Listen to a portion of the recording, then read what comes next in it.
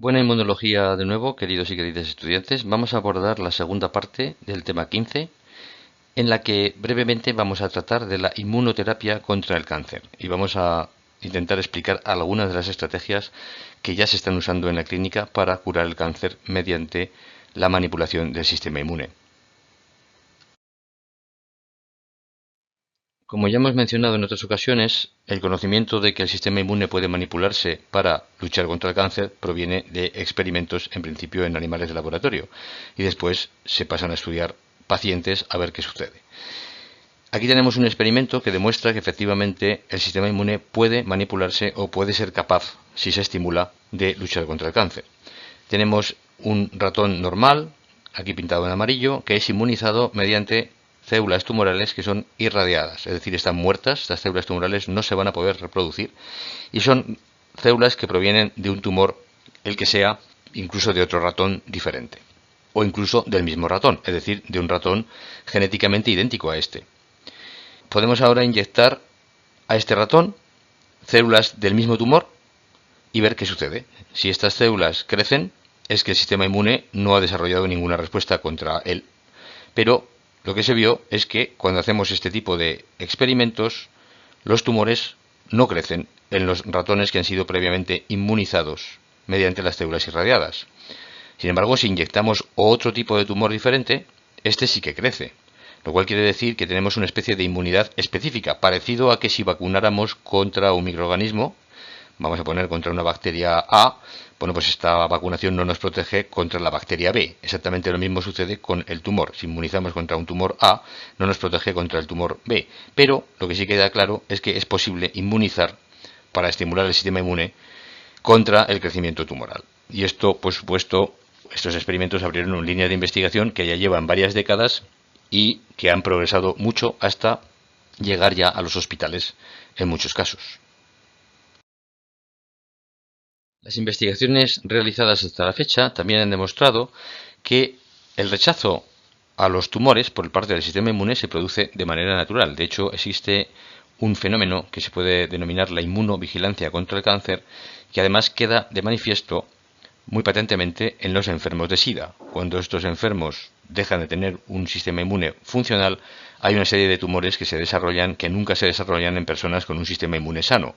Eso quiere decir que efectivamente el sistema inmune es el encargado de eliminar esos tumores cuando van apareciendo y por tanto no se manifiestan clínicamente porque el sistema inmune funciona de manera adecuada. Entonces, ¿qué sucede cuando se produce una transformación tumoral? Ya sabemos que los tumores son transformaciones de las células, están generadas por transformaciones de las células producidas por mutaciones genéticas, mutaciones en genes, que controlan el crecimiento celular y que o bien lo aceleran o bien impiden que éste se frene. Son los famosos oncogenes que aceleran el crecimiento celular o los genes supresores de tumores, que son los que suprimirían este crecimiento, pero que si mutan y fallan, pues entonces el crecimiento no es suprimido. Bueno, en principio, cuando se produce una transformación tumoral, las células inmunes de varios tipos pueden detectar estos mutantes, porque ya hemos dicho son mutantes, y los pueden eliminar. Sin embargo, no siempre son eliminados todos y como las células tumorales están reproduciéndose, siempre que hay reproducción hay evolución, hay mutación. Algunas células pueden mutar, estas células entonces escaparán al reconocimiento de algunas células del sistema inmune y evitarán ser eliminadas por ellas.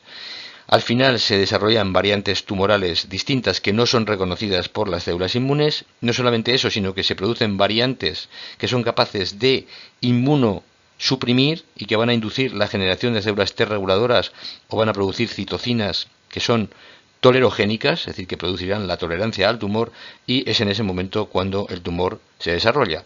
Es decir, los tumores para su desarrollo tienen que atravesar varias fases de manera exitosa. La primera es desde luego la mutación, pero no vale con la mutación supone una transformación para que las células crezcan, pero el sistema inmune las va a eliminar posiblemente, las puede eliminar. Necesitamos todavía escapar de ese sistema inmune, seguir mutando y generar variantes que efectivamente puedan primero crecer, obviamente si no, no se va a producir un tumor, y después escapar de la acción del sistema inmune. Es entonces cuando el tumor se desarrolla. Recordemos que los microorganismos eran capaces de desarrollar estrategias de evasión del sistema inmune y esto es también algo que pueden hacer las células tumorales. Desde luego esas estrategias no son pensadas, son evidentemente el resultado del juego ciego de la evolución y de la selección, en este caso a nivel de los tumores o a nivel de los microorganismos, claro. La tabla que está presentada aquí resume 5 de esas estrategias que emplean los tumores. La primera es una baja inmunogenicidad, es decir, se trata aquí de no estimular la acción inmune. Esto se puede hacer, por ejemplo, presentando muy baja cantidad de MHC tipo 1 con péptidos cargados, que esos péptidos obviamente pueden ser identificados como no propios porque han mutado dentro del tumor. También podría ser que las células tumorales expresaran bajos niveles de moléculas de adhesión. Cualquiera de las dos cosas va a impedir la acción al 100% de las células T citotóxicas. Si las células T citotóxicas no encuentran MHC de tipo 1 con péptidos, no van a evidentemente poder inducir la apoptosis en las células diana, y si tampoco pueden adherirse a la superficie de esta célula diana, incluso si detectan el péptido extraño, no van a poder inducir la apoptosis liberando los gránulos y generando esas granzimas, etcétera, perforinas, que eran necesarias para inducir la apoptosis de la célula diana.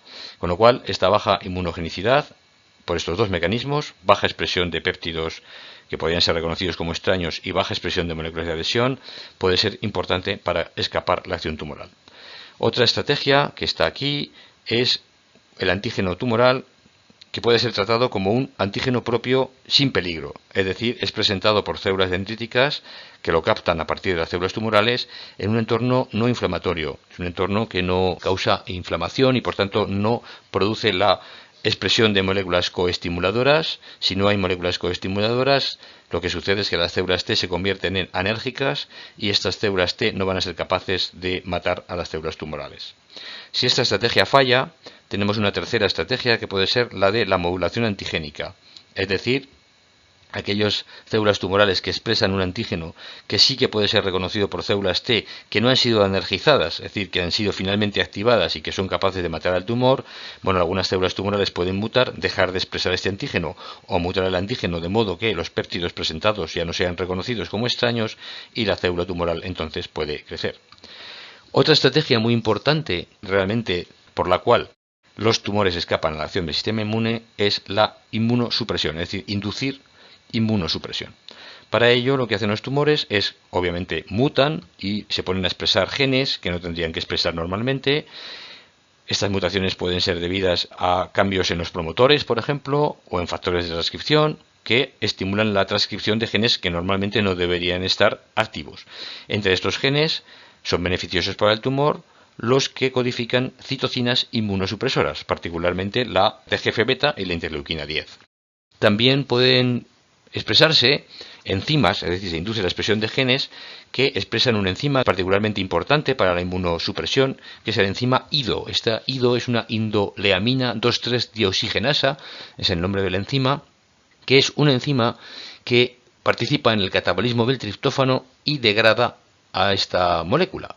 De hecho, lo que hace es deplecionar el triptófano, es decir, elimina el triptófano del medio exterior.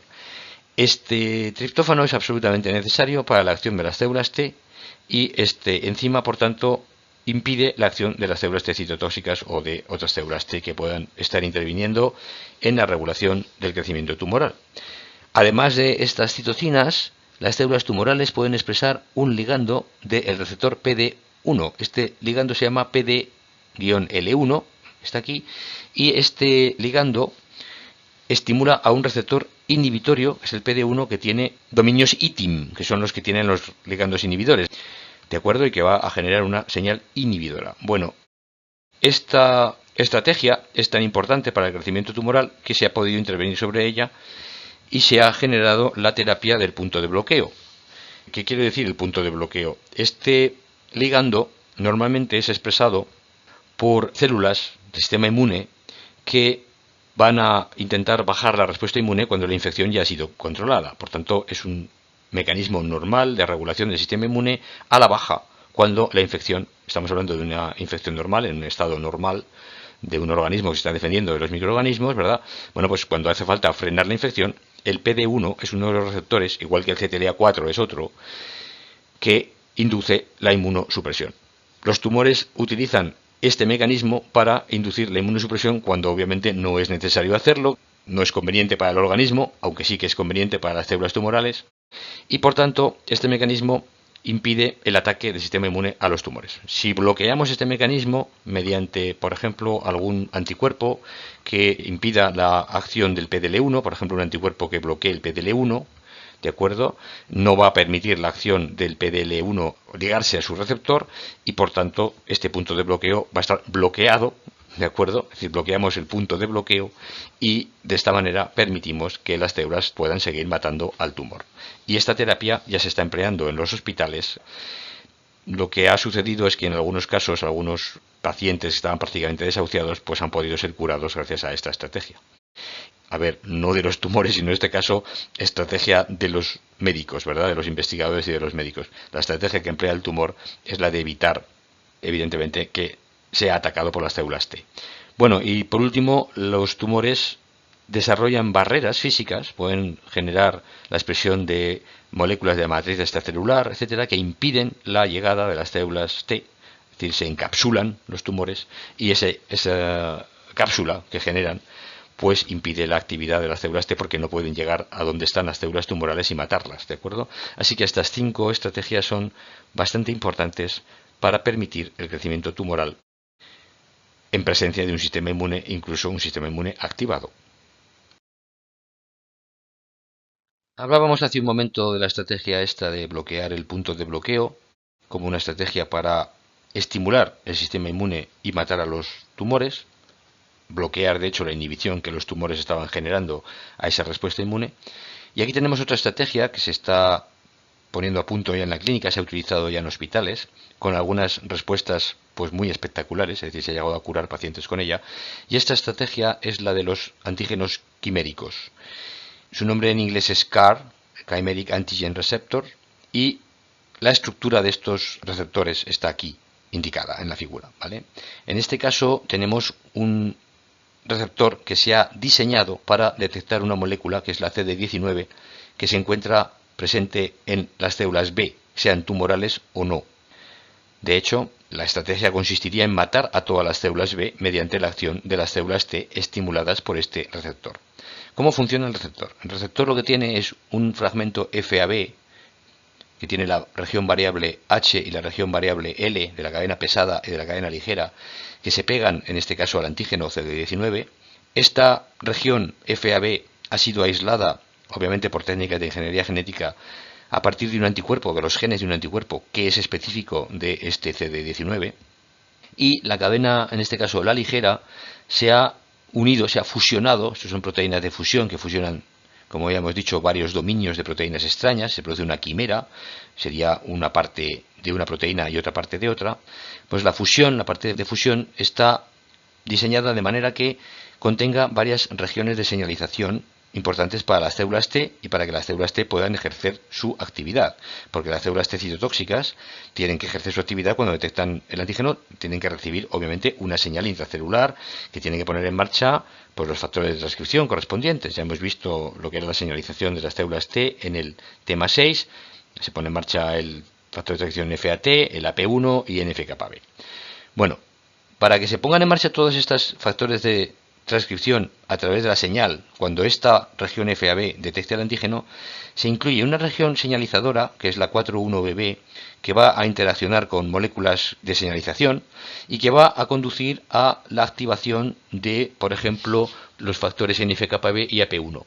Y luego, además, también se pone una serie de ITAMs que van a colaborar con toda esta señalización, inducida obviamente por este receptor, que colaboran con la anterior señal y que también van a poner en marcha pues el factor de transcripción, pues el NFAT, por ejemplo, si faltaba, ¿no?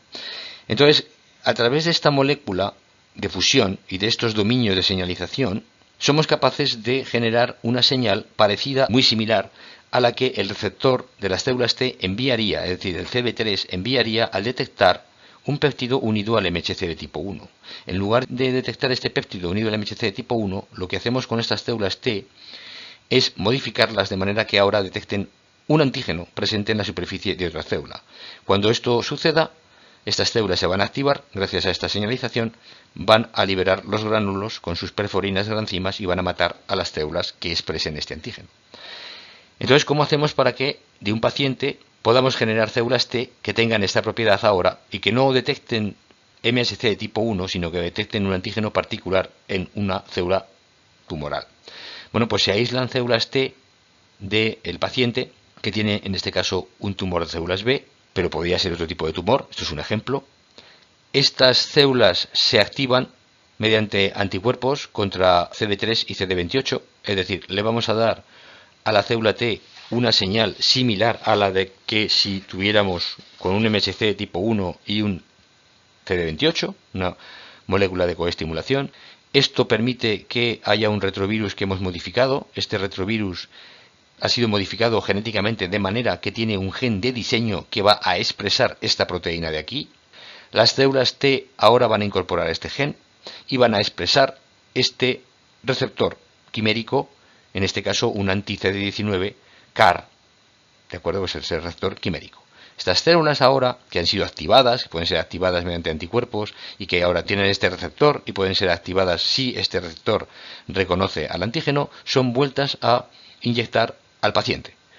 Estas células T van, por tanto, a detectar las células B que expresan CD19 y van a matar a todas las células que expresen CD19, que suelen ser, generalmente son solo las células B, y van a matar tanto a las células B tumorales como a las células B normales. Estas células T tienen una vida media, digamos, de acción. Esta vida media, en principio, debe ser suficiente si hacemos una inyección suficientemente grande de un número suficientemente grande de células T. Esta vida media debe ser suficiente para matar a todas las células B, tumorales y normales.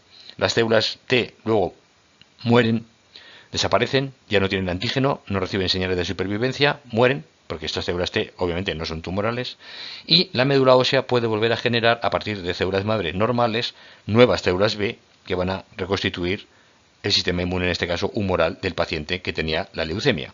Con lo cual, de esta manera, se puede curar una leucemia eliminando a todas las células B, normales o tumorales, pero obviamente permitiendo que luego las células B se vuelvan a regenerar.